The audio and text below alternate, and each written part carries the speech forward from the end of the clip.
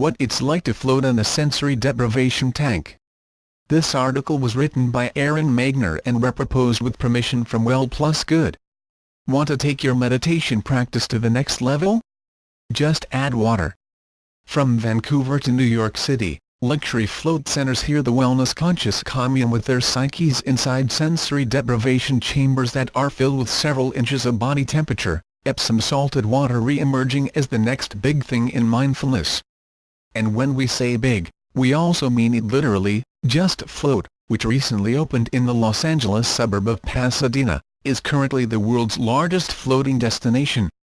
If there's any spa that can do for floating what SoulCycle did for spinning in SoCal and beyond, it's this one. So I had to dip a toe in. Just Float was co-founded by self-proclaimed virile entrepreneur Jim Hefner, who first learned about the practice via comedian Joe Rogan, who has a float tank in his house.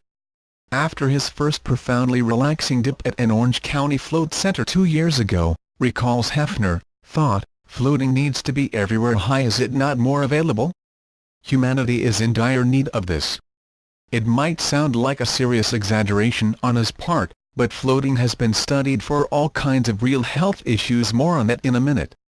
Ultra-enlightening experiences like Hefner's are why floating has gained so much traction over the last several years, says Jennifer Need, senior editor at American Spa magazine. Hand floating, the body is supported yet completely relaxed, and this physical relief leads to mental and emotional release to help people recover from stress, she says. Tea's a necessity in the hyper-available digital world we live in. What really sets Just Float apart from the handful of other flotation spas in the LA area, aside from its record 11 tanks, is its proprietary design that's meant to help you deal with the floating's elephant in the living room, tight spaces. The float tank can be a little intense, so we try to help transition you with the architecture, says Hefner. Of the shapes, colors, audio, and light were sweated over. From the front door to the float suite, the space gets smaller and smaller, the light gets lower and lower, and then we put you in the box. All of which was intentional. It might not work for those with major claustrophobia, but for the rest of us it's like training wheels for tight spaces. After you check in, you'll take shower in private room before entering the float tank. Don't worry about bringing a swimsuit. Tea's best to totally eliminate physical distractions by floating in the nude, I was told. It also helped to know that the chambers are powerfully sterilized 4 times after each session using hydrogen peroxide and UV light.